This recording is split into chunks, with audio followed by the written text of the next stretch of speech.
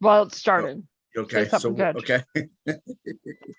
I will. We can get started. Welcome everybody. I think tonight you're gonna get me for the first part of this. And then we'll move, and I mean Josie obviously is here, right? But Yeah. primarily I'll be the one running this part, and then we will take questions and have discussion and all of that. So let's get started on this next piece. Welcome to Trail Elevation's second part. Let's see if I can actually do this now. I set this up the way I thought that it would be perfect, and now it is not perfect. There we go. Okay. So tonight we are going to kind of review last week. We're going to talk about where that was and some of the success. So I would see what we're doing for that part is almost like I would say summarizing what was great about what we did this last week, and then kind of move into candidate education and how we're going to approach doing that for the next couple of weeks throughout this process. So Ev, are you able to start the slideshow? Yes. Can you not? You want me to do it that way? Okay. Well, I don't have. If you need it to not be that way, that's fine. No, you're good. No, I can do it that way. It's just easier to navigate different screens with it not the other way, but I can do it this way. So, okay. So last week, if you remember, right, we spent some time really getting candidates to complete that paid family medical leave survey, and really helping candidates understand what's coming from us in the future and what we're going to do. And really what the idea is that really helping you all connect with candidates, provide information, create that rapport so that they know who you are, and then getting them to complete that survey. And one of the really awesome things is that we got 20 new survey responses since Trail has been doing this email and phone call outreach. And so everybody should give themselves a pat on the back. That's a pretty big jump, I would say, Josie, in responses. And I would anticipate there being even more, considering Josie said that she was sent some questions about sending that email today or yesterday, right? So so hopefully we get even more, but we're making progress, and kudos to all of you. So I know sometimes it feels like we're not, we're all in this Zoom box, in the Zoom world, doing our thing as Trail. You don't always see the greater impact, but the fact that we're getting candidates to fill out the survey, and then that information is going to be given out to the world about what candidates feel about paid family medical leave, that's a huge victory for Trail. And for, I hope, our state. Right. Yeah. So, not just us, but yes. So folks, if I know some of you were amazing and watched the video if you missed it. If not, the video is still available. And if you were not here, you still got a list on that Excel sheet of candidates I'd love for you to reach out to. I would highly encourage you to watch that video. Take a look at what I sent you last week, because we need all of you. Yes. And I guess one of the questions we have for the group is, was the things that we gave you, the draft emails, the materials, were they useful? Right? Were they useful in helping you? And I see Melanie shaking her head. So that means probably everybody else is a yes. I don't want to say Melanie speaks loudly, but I'm glad that it was useful. And I see Sandra's hand up. Okay. Hi, Sandra. Hi, can you hear me okay? Yep. Yes. Okay. So I had difficulty trying to understand the spreadsheet.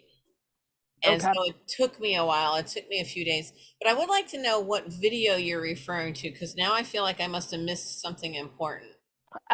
Just on the follow-up email, it just had the video from last week. Okay, I did watch that. Okay, I thought there might be something else. And today we're gonna go through Excel after the major part of the training and show you some additional stuff because Sandra, you guys are not the only ones that said, "Hey, I don't know what the heck I'm doing." So I want to go through that with y'all too. Well, Well, I and did use the template emails because everybody, you gave me 16 for my group, and everybody on that list got more or less the template email, except for people who had zero contact information. There were 2 people in like the Yes. independent parties that made themselves Yes. completely inaccessible. You can't even leave a message on their Facebook page. So, and one of them Yeah. dropped out of the race. So I just assumed that didn't matter that much anyway. But I Yeah. was stunned that somebody who's running for office and bragged in August about being on the ballot in November has No. zero way to contact him whatsoever. I tried looking him up on the internet and trying to find his phone number. Yeah. Nothing. But And Sandra, you are not the only one. I know James dealt with that. And I went through for this week's work and deleted those people because you shouldn't have to dig for their well, contact info. okay, it's So worth spending 5 minutes to try to, I mean, yeah, but I don't know. I felt like I was learning a lot. So, I mean, I kind of over time developed a sales pitch. I got to talk to like 6 live bodies, and some of that's them were awesome. Republicans. It was super exhilarating. Yes. well, I mean that. We are, I mean that's there are some well, human. well, and the thing I think that I mean, I don't want to speak for Josie, but I think one of the major things that we're trying to do is to make this easy so that we can use our numbers and the power in this group to impact as much as we can. But I appreciate people's, really rolling their sleeves up and going above and Yeah. beyond and doing that. So, but we want to try to make this as easy and as painless as possible as you Right. continue to make our trail tidal wave into these people's inboxes of all of these things. And we have more to give them, which we're going to talk about here in a minute. But if anyone is interested in reaching out to more candidates, I think Josie has the ability to do that. Yes. Yeah. So, Oh yeah. So if you did really like doing this and would like to do more, it's available to you. or if you just feel called to the effort, even if you Yes. don't really love it. But yes, Some I people will do send you like that. it. More power to you. It's hard. It's Is no joke. every It's hard. is every single person who's already sitting in office on that spreadsheet somewhere? The only people, Sandra, that are not, which I'm gonna add maybe tomorrow, is the 25 senators that are not up for re-election. And so there's this, so everyone, there are, if every election, the House members have to run again. Okay. But only half of the senators have to run again. And so what that means is there are 25 senators that aren't running, they're hanging out. And I was at the Capitol last week and I was talking to a couple sitting legislators or standing, I just prefer sitting. And they said you need to send any of the stuff, anything that says candidate or about being voted on to their candidate emails, not their official House or Senate emails, because they cannot do any campaigning while, under their official title as a House representative or a senator. And so that's why we started with just the candidate stuff. However, I'm hoping that tomorrow I am hoping to add the remaining senators. What that will mean, though, is I will describe at the end about how do we target them slightly differently so that it's not a conflict of interest, which is what it would be otherwise. Because they could learn about constituents and our needs and stuff, whether they're running for office or not. Josie, that's how I felt about the people that I was talking to who are running for re-election, because if they're already a sitting member of our legislature, this is an ongoing issue. This isn't a campaign issue. So I don't True. trying to It's understand just language. Like it's why. it's literally like, let's scratch the word candidate out. But yes, it is the exact same thing. They should be telling us how they feel about paid family and medical leave. They should be listening to people with disabilities. And some of the people I yeah. talked to said, send this to the office email address. Okay. So I did. Okay, Because cool. I guess, and I'm talking about these people spent 30 minutes talking to me, Wow. which was shocking to me. I guess that's what you can get right before an election. That's amazing. You're right. Yeah, and they really listened. Like I brought up, I said, it's really about nothing about us without us, that y'all mean really, really well, but sometimes you don't understand our needs if we don't tell you enough. And I talked about the the $2,000 asset limit on Social Security, and how you get the Medicaid income limits raised and stuff a little bit, because I felt like they needed to know that there are a lot of, they were open to hearing it, and they needed to know there are a lot of specific disability issues, not just, not just the one we're specifically working on right now. Yeah. Sure. Correct me if I'm wrong. We have a bill, right? There is a bill somewhere, like for the Family Care Act right now. It's a current bill that hasn't made it out of committee, but it's current. Yes, and it won't go anywhere. Now, if they're sitting, they can look at it, but it's going to be reintroduced. Okay. Yes. Now, some of you called, Sandra, and those of you who called, I'm really proud of you. That is one of the hardest steps. Like, cold calling folks is tough. A lot of you emailed a lot of messages. messages. Oh yeah, and that's probably what most of it is. But don't be discouraged, because someone still listens to those. Melanie, you've had your hand up. Yes, my hardest part, I emailed all my people, was figuring out how to open the emails, because I didn't want to be like, Dear Josie. I was like, Dear Miss Badger, Dear Mr. Dibbler, Okay, but I didn't and look up to see if the fix that.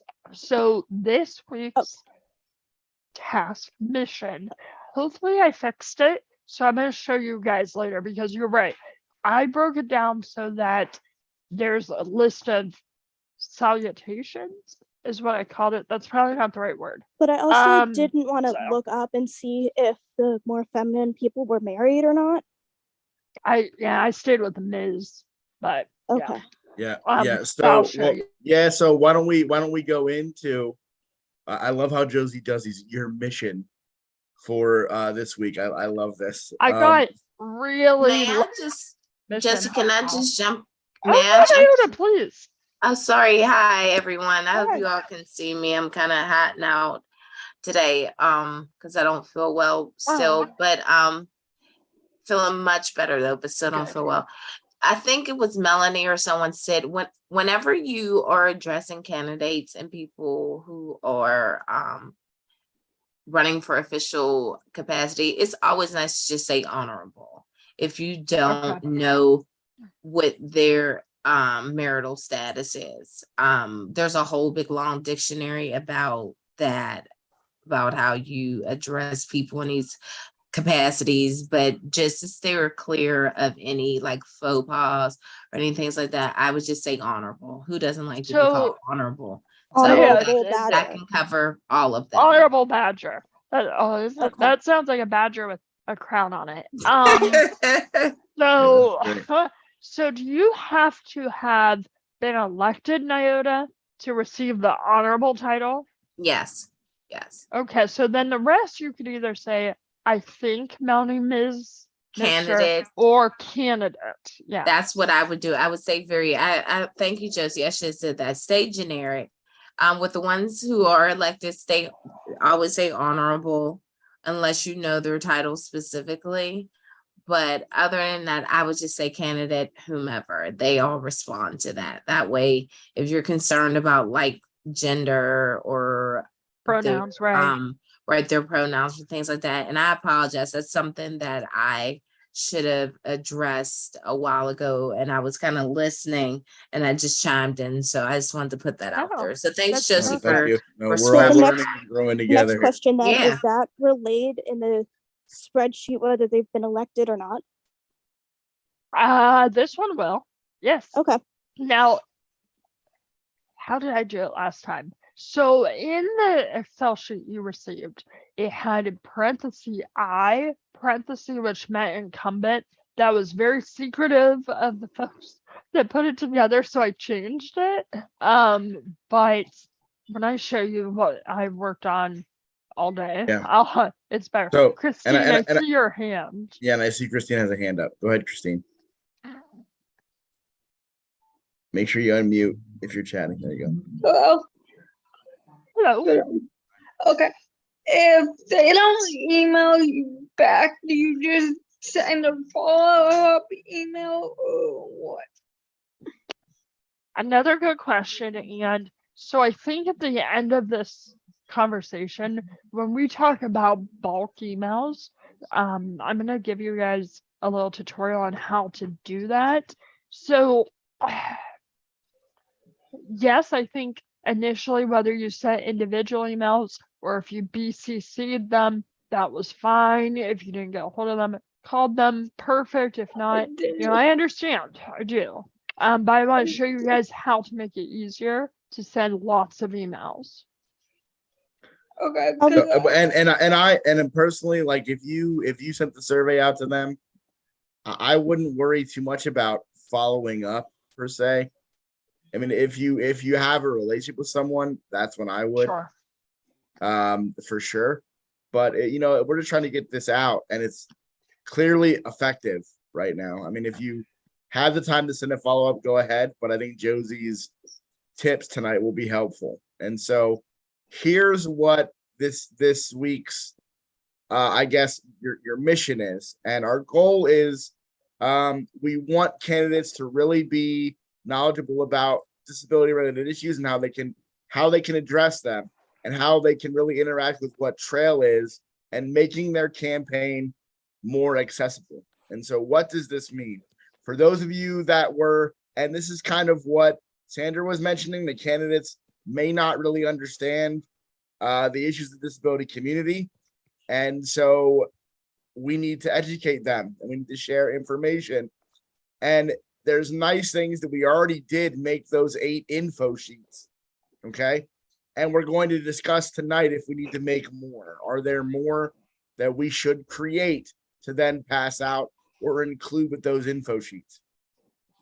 But the idea is that we will then promote candidate lunch and learns that are going to happen over Zoom. So we are going to invite candidates to spend a half hour with us. And I think October 6th and 13th might be the tentative dates, Josie. I don't know if we're going to move them or not. We'll make a final decision in the coming, I guess, Day or two. Day, Probably. day or two, right? But we really want to be able to then, the first one, when we do this, will be about getting to know their largest constituency, right? We have talked about how people with disabilities are the largest voting bloc in the state and in the country, right? We want candidates to understand who we are as a community. And then the other one of the awesome things about this group and about the people here is that we all know what it means to make things more accessible for us and for the community. And so we're going to share some tips and tricks about how they can make their digital content and campaign related content more accessible to our community. And so, but these are just short informational things. So they're going to come in, get this quick information and kind of be on their way. But this changes the dynamic of what we're doing, right? Previously, we were working on connecting with them and getting them to answer our questions. Now, by doing these info sessions, Trail is saying we have information that we want to share with you because we have expertise that you need as you consider getting votes or being elected into office, right? And so now we're offering them something from us so that when these people do get elected, whoever that may be, we have then created a relationship with them that isn't just about getting information from them, but we are giving back the other way, right? So, and I believe Nyota really talked about this early on, that you have to create this relationship that allows it to be everybody giving and sharing information. So this is one of our first attempts outside of making the info sheets for the forums to say, hey, candidates, we have information for you as you go into the election here in the coming weeks. So it's a really cool opportunity, I think.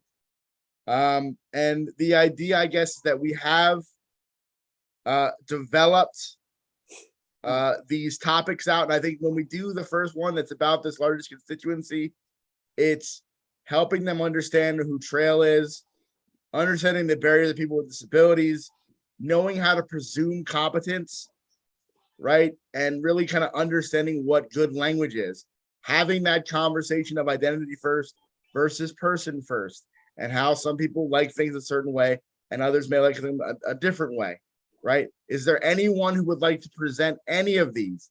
But on that 13th or on the second one, really helping them understand how to make their websites and digital materials better for those who might have color contrast issues. They might really should focus on plain language, or how to make their websites screen reader friendly, because so many sites miss that boat for so many people that are part of their community. So is there anyone, as you're kind of looking at these, that might want to help with these little half-hour info sessions?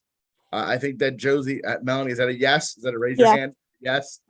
Okay, so I think that we'll kind of get an idea of who all might want to help do these with us.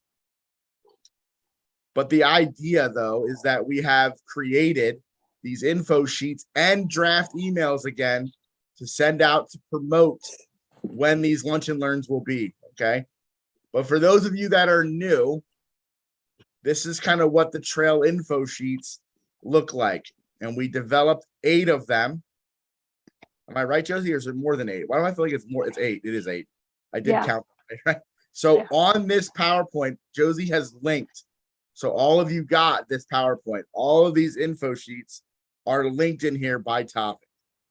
So our question is, are we missing any topics as we give these out? Or do we feel like these 8 really do speak to the major things that we feel impact our community in Pennsylvania?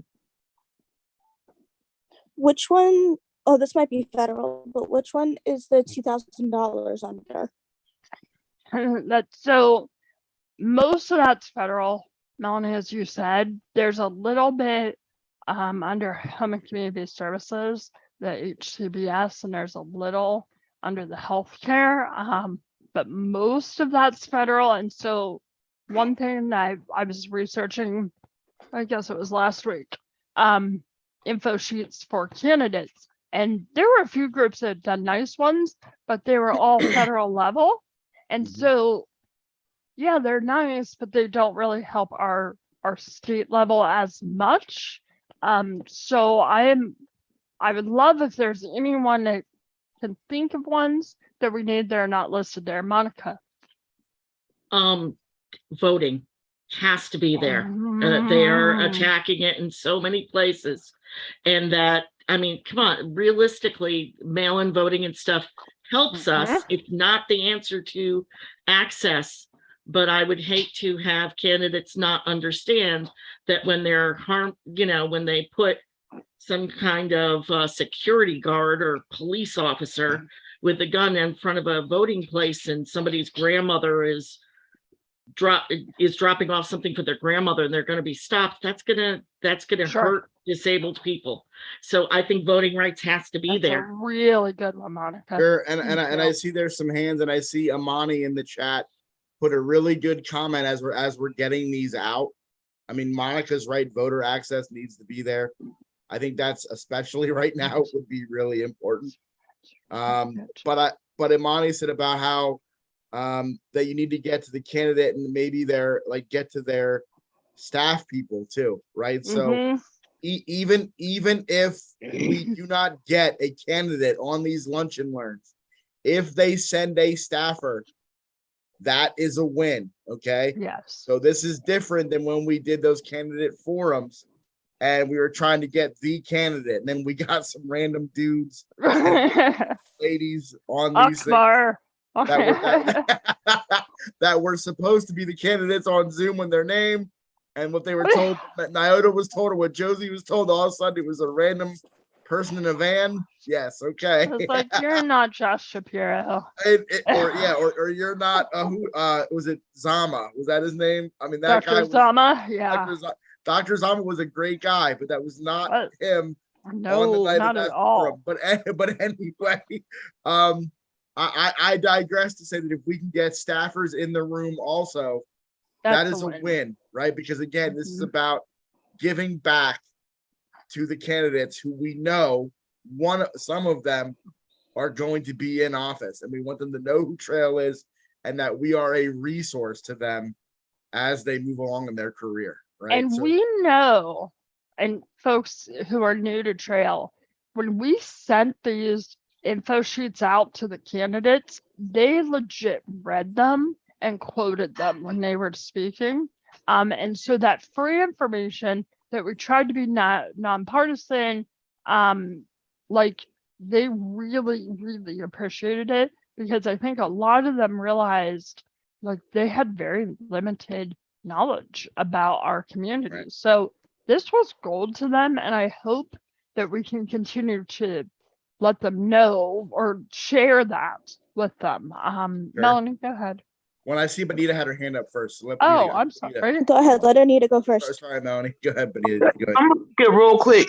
Two things. The first thing I want to know was HCBS. What is Oh, that? Home and Community Services, Okay, I like thought waivers. thought that what it was. And the other thing, it could be like a sub. It could go under employment, but somebody missed it earlier. The thing with SSI. So being as though I'm a parent living with disabilities, raising a child that has disabilities, Mhm. the policies around, like my son is 16, he'll be 17 in January. So because he's on SSI, I can't have no more than $2,000 in assets, and they also kill Right. my insurance policies, and I don't think that's fair. The other No. thing with that being said, and that's not off my plate till you turn 18. The other thing is that that I wanted to make clear is that was this on the tip of my tongue? Oh yeah. So when we get our little raises, whenever they decide they want to give, Alexa, stop. to Social Security, what happens is your money go up because rent is up, gas is up, Yeah. everything is high. You get your little raise, but what happened? It affects other benefits. So It does. it's about taking care of Social Security. You gotta look into welfare. You gotta look into all these programs that's supposed to be Yeah. helping people along. And I don't know if they should go like a sub. It should be underneath employment or Something. connected to Okay. employment. Because if you work, then they take more out your household. So it's like you damn if you do, you damn if you don't. Oh yeah. I'm gonna write that down. And I need to figure out what I want to label it as. Yeah, Impact.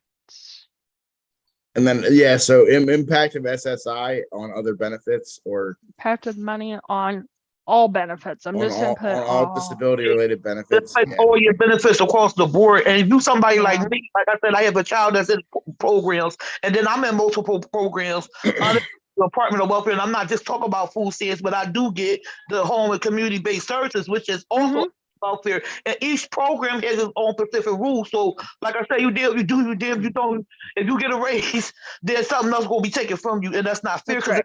because that you need to live your daily, everyday life. Right. That's right. And then Melanie had a question too. Yeah, for another idea, I will absolutely spearhead this one. That's fine. What Okay. about like obscure accessibilities? Because like when people outside of disability think accessibility, they think ramps. But like Right. for most of us, that's not as helpful as it is. We need more. So do you think that that's And an info sheet, Melanie, or do you think that's part of that first lunch and learn? Or the second one. Yeah. Or what? Yeah, whatever. wait, is the first not a repeat of the second? No. The first Oh. one is like, welcome to the world of disability. We'll be your guide. Whereas the second one is more so, how do you make sure that your campaign is accessible? Oh, to- then it would be the first one. Okay. I think 'Cause- you're right though. I think that's where that would go. Because the one thing that sparked this was I have another latex allergy friend, and she got the governor to sign for like an awareness proclamation for Mhm. latex allergy week. And I know there are other states that have banned gloves, like latex gloves in food places. Really So, yeah. Oh, there's like 4 or 5 states that have. interesting. Wow. Okay. Amani, do you have your hand up also? Hi, everybody. I'm gonna make this quick because I'm at work, and I was listening to Benita. I was very pleased to find out that under the MARD program, people will be able to earn more money. Mhm. And I don't know if everybody is familiar with MARD. MARD is a program for people that have disabilities that work. So they don't qualify for traditional Medicaid benefits, but under MARD they can work. And for a long time, a lot of people were working at a certain income level because Yeah. MARD said you couldn't make over a certain amount. And I was very, very pleased that some legislation has just passed that people will be allowed to make and earn more money under MARD. So I'm very, very happy about that because I was a participant. I think I paid like maybe $45 a month for my copay. Yeah. But I'm very glad and thank you, Dr. Josie, because I saw her in the picture, and I was very, very glad that MARD has expanded because that is an issue for people who work and who are differently able, I like to say. Mhm. And why should they be punished if they can only make a certain amount, as Ms. Tillman stated earlier? She talked about people, because some people get the entitlement benefits, SSI, SDI, but I'm talking about people that work that sometimes they still have to stay under the radar Mhm. because they can only make a certain amount. MARD is a program which has just been expanded that will allow people with disabilities to make more money. And that's very, very important because, people want to work, they want to be able to contribute to the larger society. And I wanted to go back, I saw something on the spot for October the 6th. I have to say that sometimes candidates or elected officials don't always know what goes on in their district. And I think Trill is a very good way. They don't know. How would they don't know there's 275,000 people in the city of Philadelphia that are disabled. How would they know that? And sometimes if I can't get through to the actual person, I form a relationship with a staff person to make them aware. Yeah. And I found the ones that I have talked to were very, very receptive. And the first thing they said, well, I didn't know. And they don't know. I wasn't aware that this was happening. And I also put in the chat, you need to specifically find out what committees people sit on. Yes. Because sometimes some people sit on, particularly on the state level. You have people, some of them have family members with disabilities. They have a disability. I cannot think of a state rep who has who identifies, there's 2 of them who identify as people living with, they're not in Philadelphia, I know that, who identifies people as a person living with a disability. So that's very important to know because if they sit on that committee, then that means that whenever we come to them, they will bring more attention when they get out on the House floor to our concerns. So I just think Trill is good to make people, they don't know they're being enlightened right now. You got 275,000 people here. You got X amount. I think Forest County was the highest. Then there's the other counties. Okay. And these people vote. And one thing I know about elected officials, they look at whose vote. They look at who's voting. And based on your vote, then you have a say. Because remember, we put them in there. We put them in there with our vote. So that's just something to think about. That's all. Thank you. Well, Thank and I see that Christine and Amani might have questions, but I want to get through this part, Josie, so that I can get ready to go to my next meeting before that's. Oh gosh, yeah. If There's that's, also a bunch of questions in chat. I see. Okay, if I see Yeah, that. I am trying to get through Yeah. that. And I'm Yeah. also jotting down ideas. Like I see what you said, James. I have what you said, Kara. So keep the ideas coming. And we'll Josie can actually download the chat. So if you have Yes. ideas, she could just take it. So, but the idea is that what you're going to get this week from us will be those links to the info sheets that Josie has shared. Okay. Then we have draft language for emails or a call about those lunch and learns, right? So you can send that out to get candidates to register for the lunch and learns that we will finalize the date probably tomorrow, or Yeah. Thursday. I would think. And then use any means necessary that you can to contact the candidate or their staff. So again, staff members are a win here, right? If we can get them to come to this lunch and learn, that's great.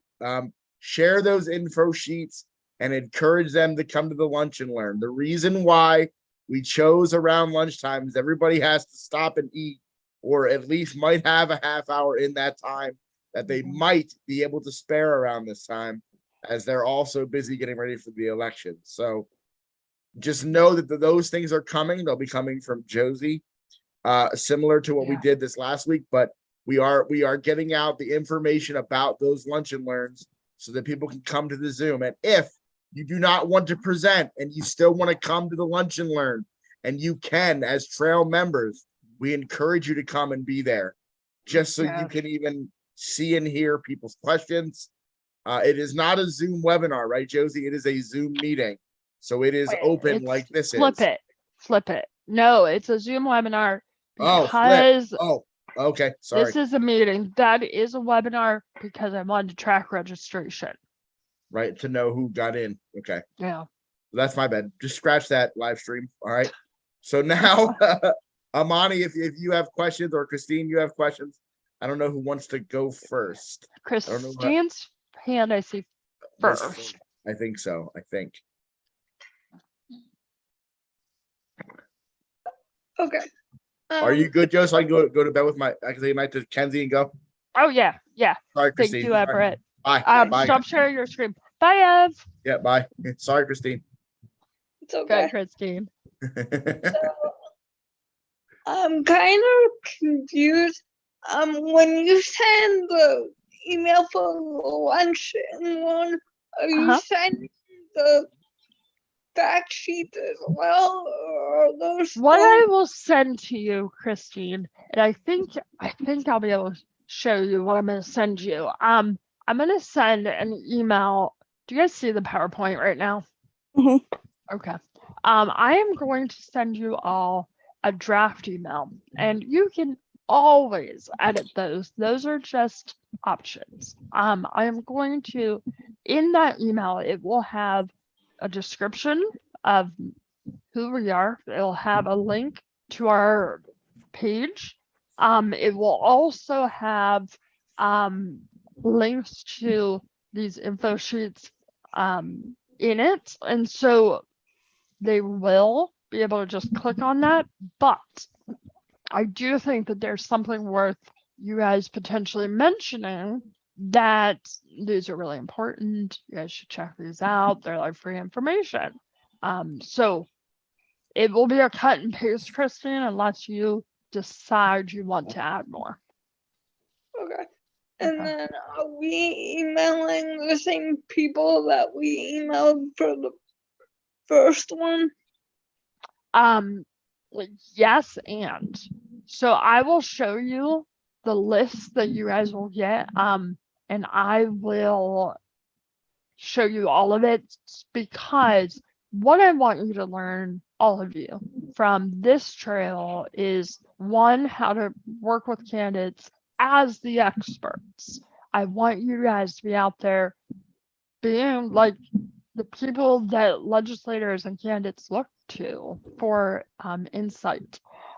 So that means the candidates, that means the polling places, and that means voters as well.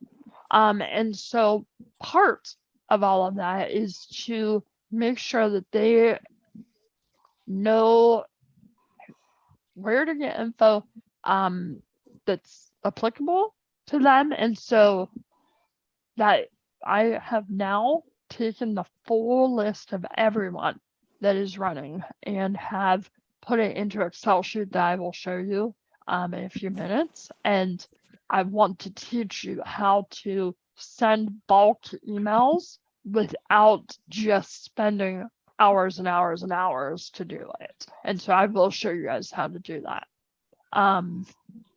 Any other questions, Christine? No. Thank you. Yeah, thank you. I do like that name, Monica. More than ramps. Yes. Obscure does sound a little bit interesting. I'm looking at James. Oh, I see that you're dealing with some accessibility issues.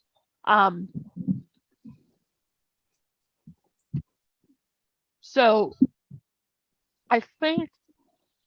I know James, I think it was you who was not available for at least one of the lunch and learns, but I think there's something worth saying about there are ways to make things accessible, even if it's not like the most expensive option. Do we want things built in? Absolutely. But just as you said, James, like there sometimes businesses, legislative offices are put into larger buildings and landlords are not willing to actually change stuff. And so sometimes the best thing they can do are temporary fixes, as long as they're safe, to allow us to get there. And that's a really good point. To introduce, yes, Amani, I just see your email about events. You know, one thing that I could, if you guys desire, I could certainly build into our budget, printing business cards for you guys. And of course I'd want to get whatever email address you wanted, phone number, that type of stuff, but we could have a fancy trail logo, we could have disability advocate, plus if you have additional titles, if you want to include. But I do believe events have a much stronger impact on anyone versus an email or phone call.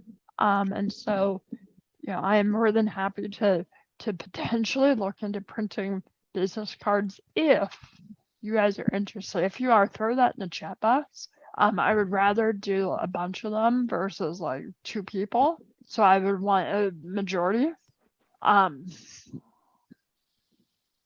Oh, yes, Amani. Presuming confidence. It's actually supposed to be competence. But what I want legislators to know is that they should be talking to us. They should be asking us what we want and what we need, not looking at our caregiver or whoever looks the least disabled beside us, even if that person doesn't even know us. And so they need to be talking directly to us and assuming that we can speak for ourselves. Even if that means we need assistive devices, that's fine. But I want them to know that they need to be talking to us. And I'll write that out in better, more accessible language. I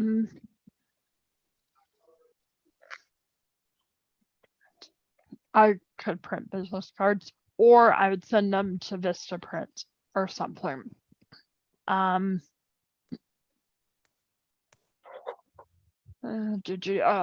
thanks for answering that. You would like them. Okay, I'm seeing a lot of interest.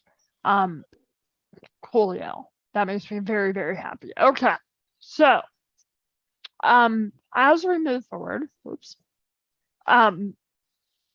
if you are interested in speaking on October 6th or October 13th, please put in the chat the date, October 6th or 13th or both. And then I'll be able to download the chat and be able to make sure that I email the right people for each. Okay. So Everett did look at these info sheets, but what I hope that you guys do, if you did not already look at them or were not part of the development, I hope that you go to this sheet in the PowerPoint. Every one of these boxes are hyperlinked to the PDF. They are on a website for the Family Care Act, and I would love for you to look at them. Those ones are probably, unless there's a major problem, final drafts. However, I think that they're, especially after this conversation, I think that we can certainly develop some more, and there are some that I think we need to do soon. Okay, so next steps. You will get from me by tomorrow. It'll probably be towards the end of the day. You will get the info sheets, which it will be a link to them. You will get some draft language for call or email. And you will get a flyer that you can literally forward onto the legislators on your list or candidates. It is up to you whether you create a introductory welcome paragraph or not. I understand we're all really busy, whether we're parents or we're working or we're trying to just get through every day. Would I love for you to create a individualized welcome? Yes, but if you can't, I get it.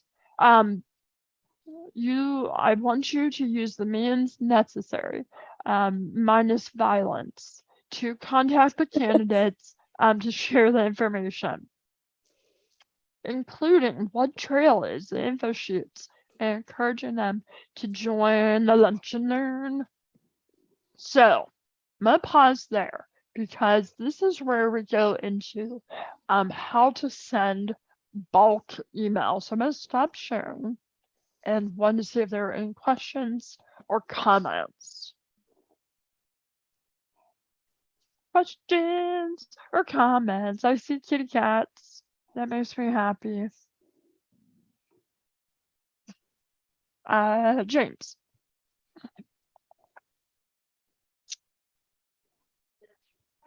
Okay, a few questions. One, yes, the business cards, but I might have missed the how we will go about distributing them. So how would we go about doing that? So I think there's a few things, James. I think one, if you're going to events, whether it is for a candidate or something where candidates could be there, take them with you, share them. If you end up mailing a card to a legislator, throw it in there. I do believe genuinely that mailed cards get more quote unquote action than emails. And so, if you decide to send a thank you note, throw it in there. But it doesn't have to just be to candidates. If you run across somebody with a disability who really is interested in getting involved, share that with them too. Cool. Okay, next. Yeah. Now, last trail, I did work on an info sheet, as you know, the PFML. Am I sending that one, or am I required to work on a totally new one? I mean, it's fine either way. It did take me a while to do that one info sheet, but if I have to do a new one, no, that's okay. That's okay too. You will send a link to all of them, or you can send separate links to each.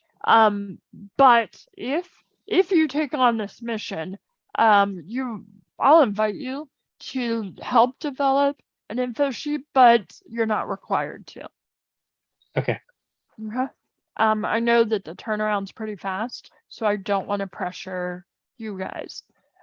Okay, the next. Oh, I don't know who to go to. I'm gonna go Melanie, then Laura. Laura was her hand up first. Laura, go. Well, I'm loud, so take Laura first. Okay. Well, thanks, Melanie. You can go if you want. Nope, go ahead. You're up. Okay. First of all, I have two comments. Mm-hmm. One, I would be interested in the business cards. Okay. And two, I didn't want to disrupt the flow and make you super pressed for time, but I think that one of the things that needs to be on the info sheets is better publication of existing policies. I mean, like, Yeah. I mean, like, we have ABLE accounts and tax credits for employers for hiring people with disabilities, but the myths are still there.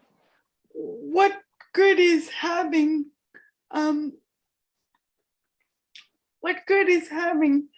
legal stuff in place if like nobody knows about it? That's right. Okay. Yeah. Yeah, you are right on. I don't know what the answer is to that, but I think that that is at least an info issue. Sorry, issue document. I'm sorry.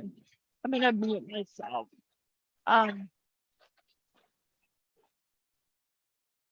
Melanie, go ahead, and then I'll come back.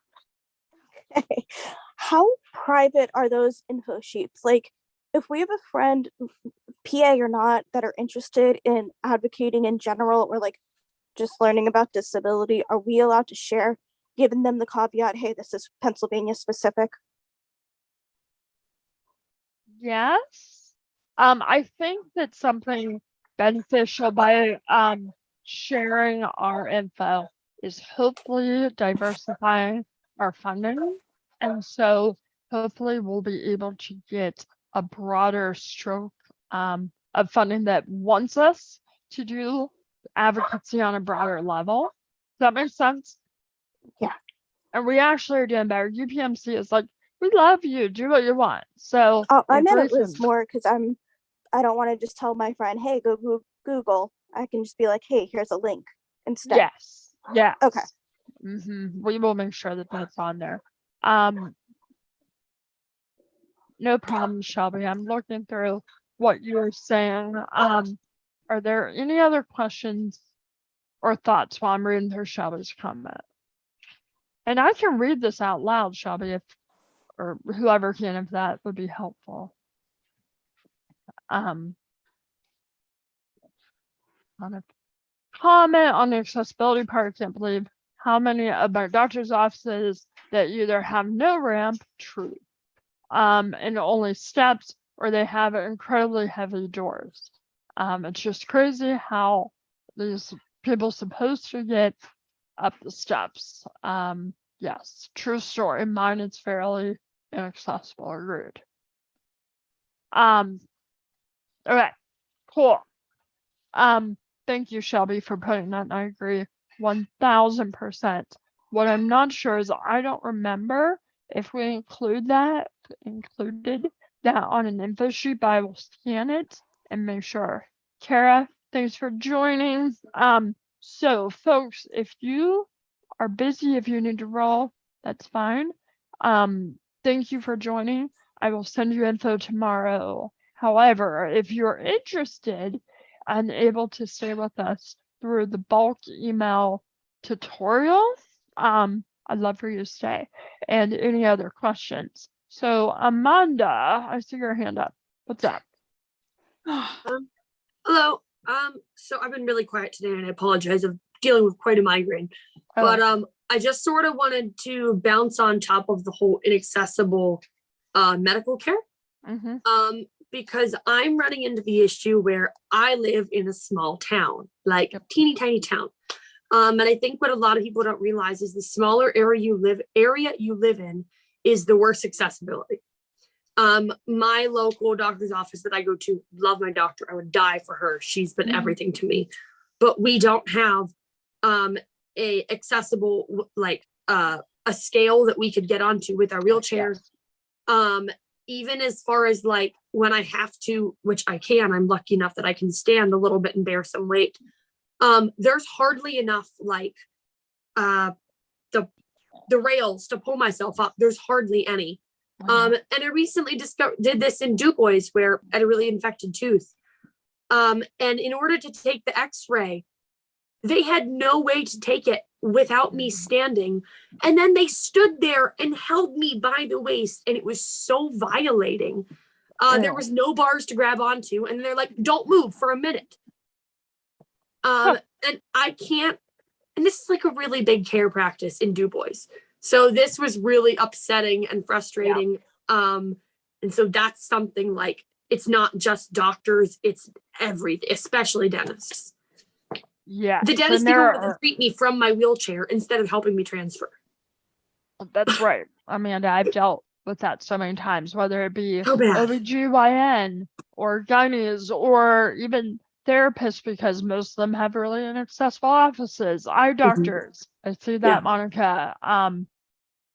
Yeah, it's full. And I think part of it goes back to what Laura said, that there are laws, ... Do they know that they're there? Yeah. They should. But maybe it's about noting again, that a lot of practices don't abide by them or do not have the support to upgrade. We'll pretend that's the reason. Although I don't think that's truly. Like for my family doctor, I can see where it is they don't have the money to upgrade. It's very small family care practice. But like a dentist in Du Bois, there's absolutely no excuse. I know. That man has a pond with like a waterfall. There's no excuse. Well, and I end up getting weighed at the veterinarian a lot. If the vet can pay for a scale that you can either roll into or sit on, I think the doctor should too. So yeah. I'm gonna hop off because of this migraine. But thank you so much. Yeah, I check out the video. I'll send you stuff tomorrow. Bye, Amanda. All right. Sounds good. Thank you. Okay. Are there any other questions? I think Laura might have been raising her hand. Oh, Laura, did you? Yeah, just going off of what Amanda said, medical professionals, even beyond the accessibility, they are the worst. And everybody just thinks about doctors like medical assistants, and those, a lot of them in my experience are not very educated in the whole presumed competence thing, or like how to talk to you or how to ask the right questions about disability. I don't know if that's an info sheet thing or anything worth caring about, but like, it's the thing. At some point that needs to come up, Laura. I'm not sure if it's an info sheet or if it's a general announcement on one of the lunch and learns. But yes. Also, Okay. Josie, do you think you could shut me off? I'm struggling. I'll kick you out. Yeah. They're not kicking me out. Just, is there a way that you can mute me? Maybe. I think so. I will work on that. And in the meantime, I do want to show you guys who are still on here how to do bulk emails. And if there we go, I'm muting you. If you want to do it that way, because I find it very, very helpful. And this is something that whether you're doing it for trail or other advocacy or Ms. Wheelchair, I think it's super important for you to know how to do this. So there's two main options. One is the BCC, blind carbon copy. If you open email, you often have two, then CC, which is carbon copy, or BCC, which is blind carbon copy. Melanie brought the point up earlier, and she is correct, that when you do a blind carbon copy, the words that you write in there will be the same for every single person. So if you write, Dear General Shapiro, then every other person who you send that email to will get that same title. When I do a blind carbon copy, I tend to be very general, and I'll say greetings, happy Wednesday, something like that that is not super obvious, I hope, that I'm copying a ton of people. However, I want to make sure that they feel somewhat welcomed. And that is probably like if you're only doing this for me and you don't plan on ever doing bulk emails in the future, maybe that's the best option. But mail merge is the other option, and I find this one to be immensely helpful, but not talked about a whole lot. Now, I will also mention that the way I'm going to show you is from an individual who has both Microsoft Word and Excel, and that you are at least willing to do Outlook, which you can download and link to your Gmail, your Hotmail, whatever. I link mine to my Gmail. I do not use it full time, but I do use it for mail merge. So mail merge is a general method of sending multiple emails, or also like printing labels, printing Christmas letters. My mom does that. And so what you would want to do is I generally type my message up and I leave a few spaces where I want to include the person's title, their name, etc. Okay, so once you have that typed up, you will go to the mailings tab at the top of Microsoft Word. What you will then see is the Start Mail Merge button. Now, if you have different versions, there might be a few words that are different, but very similar. You'll click on that, and then you'll click Email Messages. Then you will see one of the tabs says Select Recipients. You will click on that and click Use an Existing List. That will then open up a dialog box for you to find the list that you want to use. So I would encourage you, I'm going to send you an Excel sheet. I would recommend saving it, whether it be on your desktop or wherever you can find it. Double click on that. Then it's going to ask you what tab you want to use. So, in this last round, every one of you had a tab at the very bottom of the screen. This will ask you, do you want to open the North Central tab, the Northeast, etc.? I want you all to focus on wherever you feel you live. So for me, I'm in Lawrence County. I would probably focus on the Northwest. You might be right on the line, and whatever you pick is totally fine by me. Then, this is where it gets cool.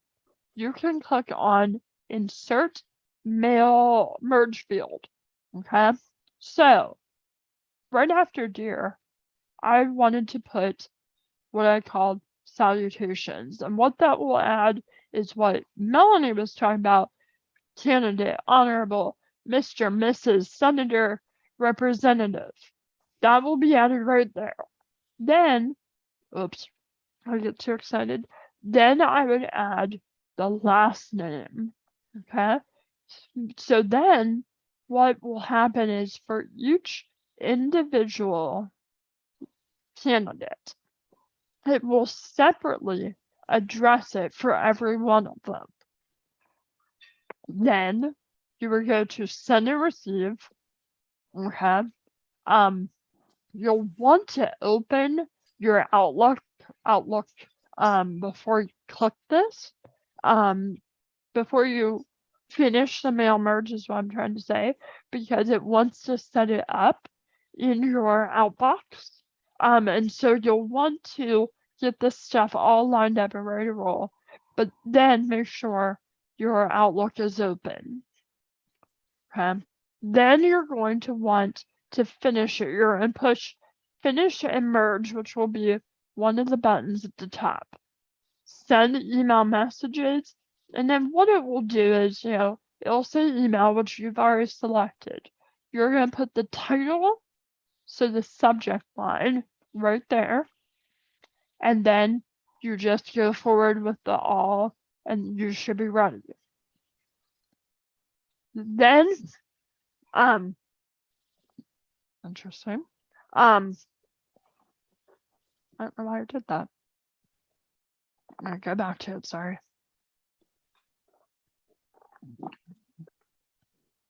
Okay, so this is last slide anyhow. So what you'll then want to do is push send and receive on your Outlook. That will then push everything that you have done in the mail merge and send it to the candidates and legislators. By doing this, you are able to personalize emails to every single one of them and have them look personalized, but not have a whole list of people you're sending it to. Do you have to do this? No, but I will say that it has made my emailing so much easier. And so let me share with you also the Excel sheet that I developed. I spent so many hours on this, folks. Okay, so what I did was, I know that you all worked really hard on sending emails out, so I wanted to make it easier for you.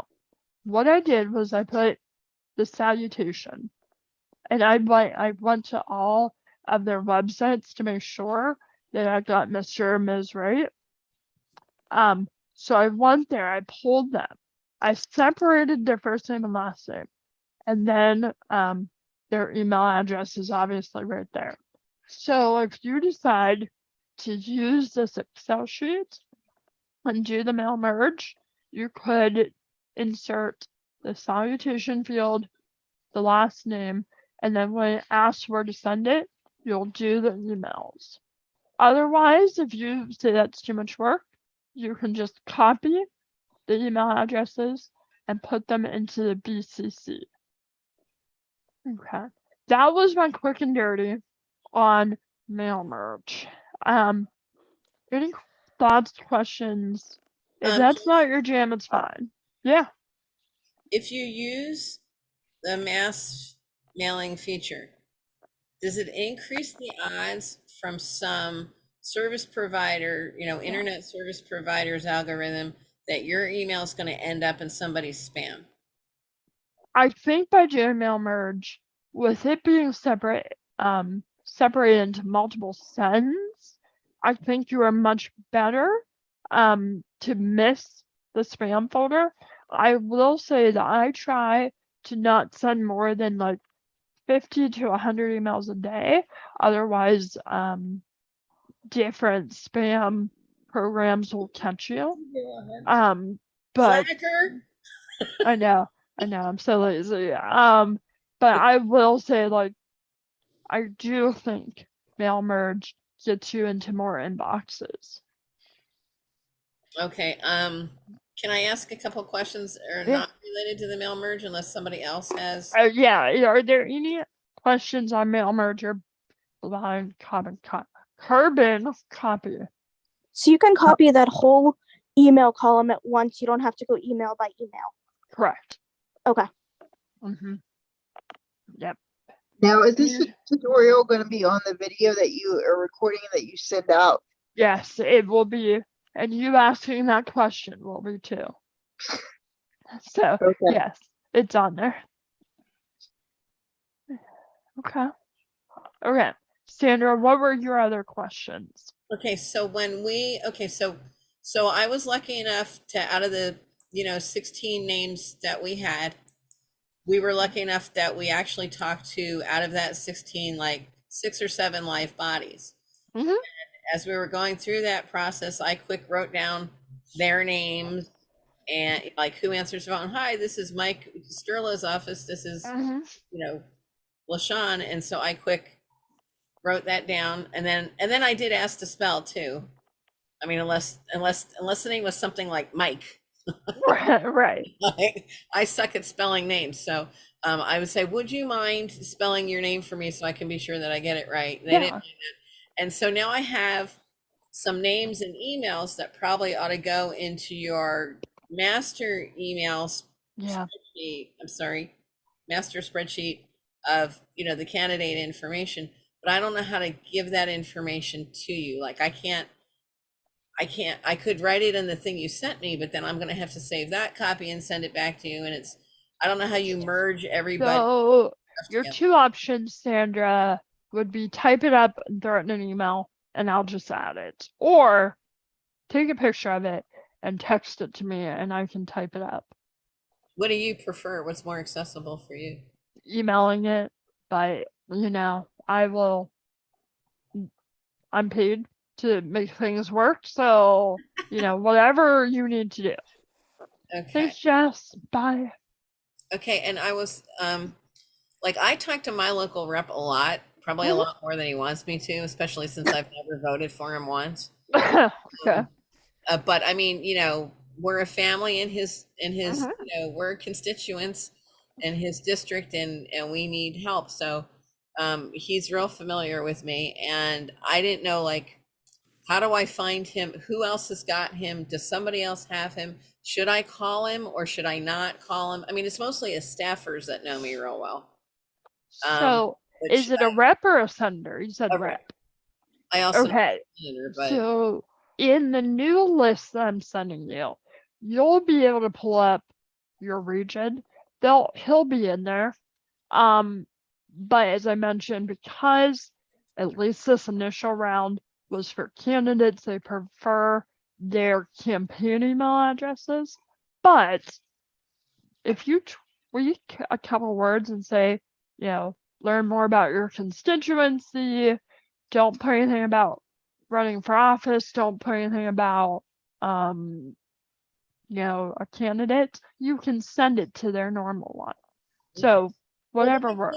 Some of them outright told me to send it to their regular office address, which I found interesting.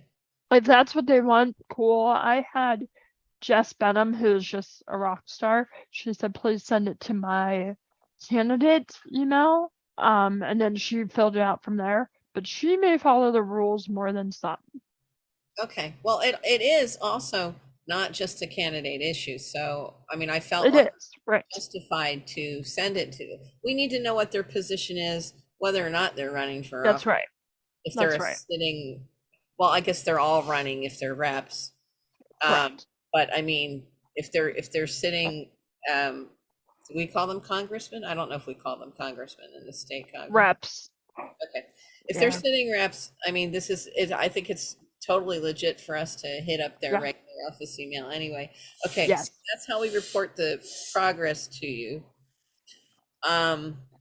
You were talking about some kind of pricing structure for, like, if you do this much, if you do this much. I didn't get that at all. Is there anybody else or should we talk about that privately, or do you think? I can throw it out there. So every task, so week 1's mission, 2's mission, each of those you get $25 just for doing it. If you reach out to more legislators, in particular around getting that survey done, I'll pay you, I think I said $5 for every 5 or so that you do. I'm not going to be strict about it at all. But I know, especially with those phone calls, they take time. And so, if you're spending tons of time calling, let me know who you called, and we'll work it out. Well, I'm so grateful to spend that time. If you get a live body who's willing to talk to you for half an hour, that feels like gold. It is. Absolutely. And that's, in a way, payment to develop those relationships with the people who will be representing you. Use those in the future. You'll need them. Okay. And then I thought, I'm not, what do you call it? The continuity or whatever. The few of them that I spoke with I don't know, maybe 6 altogether that I actually got to speak to somebody. I mean, not the reps themselves, but their staffers, which to me is good when they commit to you that they're going to do the survey. I'm happy with Yeah. that. You know, when I sent those people follow-up emails, because I hit every email on the spreadsheet, and then I went back for more. If they called me, if I called and I got a live body, I was like, is there a different email I could use?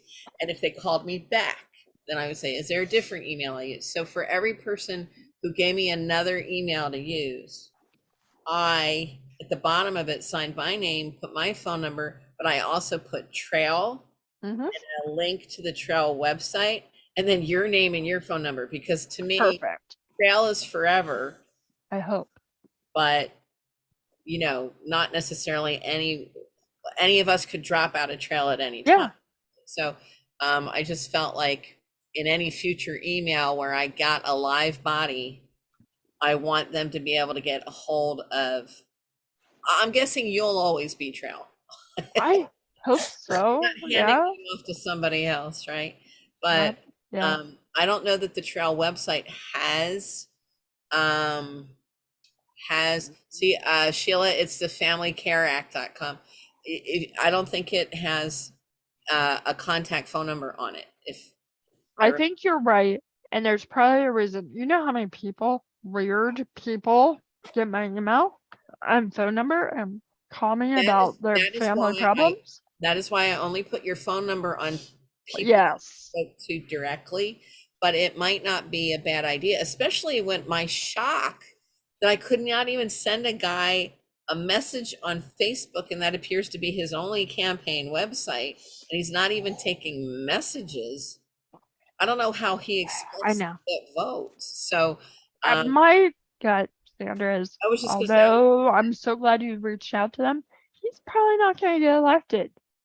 Well, his last post on his website, he's bragging on he's going to be on the ballot, and maybe just by the weight of his party that 3 people belong to in the state of Pennsylvania, like by the fact that he is the candidate for that party, he thinks that's going to get him elected. He must have gotten enough signatures. That does not mean, however, he'll get the vote. Okay, but I agree with you. I just think it's nuts if you're actually sincere about wanting the job to not have any way for people to get hold of you or respond to the emails when you do leave an email address, because I had one of those too. I have a guy that, in my county is running in the district in my town where I was born and grew up in Phoenixville. And I think Allie still lives there, right? I don't know. Yeah. Maybe. Anyway, so he's running and he's got nice campaign ad videos, and the only thing you can do is send him an email. I went so far as to do whitepages.com and call that number that was on whitepages.com to see if I could get a hold of him, because it feels like when it's just it's not just an email address, it's like where you type in your information. The forms, I feel like that's never going to get a response. No. So I tried finding, because he has these fancy ads, and he grew up in, he's running in Phoenixville, my hometown. You bet I have something I want to say to him. Sure. And and he's made himself inaccessible. Why do they do that? I will say we also have some gubernatorial candidates that have done that too. But they don't have accessible staff. No. I mean, you would think the gubernatorial candidate at least has accessible staff. I found one through a person that went to church with me that worked on the lieutenant governor candidate. Yeah, it was one of those backhand deals. Melanie, I see your hand. Can you, before we end, once again, just go over the homework assignment for this week? Okay. Sure. Okay. So, where is it? Okay, so I'm going to go back up. So your official mission is tomorrow. I'm going to send you the final info, the language with the formatting that needs to go out, with the hyperlinks to register for the info sheets, all of that. The main ask is to make sure that your region of candidates receive that info, and that is through the Excel sheet, through the different regions, South Central, Southeast, all of that. You will still have their emails. You will also have their phone numbers. I believe personally, sending an email and then following up with a phone call is helpful, because then you can refer back and say, hey, like, especially the voicemail. Hi, my name is so-and-so. I sent you an email yesterday about this trail lunch and learn. I think it'd be really beneficial for you to know more about the largest group of voting block that's out there. I'd love a call back, but if you can't, please consider registering. Thank you. So that is technically it. Trying to get them to know about us, and using your opportunities if you feel compelled to get really for them to hear and know you. Okay, so we're going to use the Excel columns as opposed to the 3 emails that I used last week. Yes. So Okay. some of those email addresses should be a part of those tabs, but there will be more, because I wanted to lump them into bigger groups so that they get, I hope, inundated with this information. And so I'm they considered realize Southwest. it's important. What's that? I'm considered Southwest. Yes. Okay. Yep, you're considered Southwest. Yeah, that's it. Any other questions? What do you mean by the word register?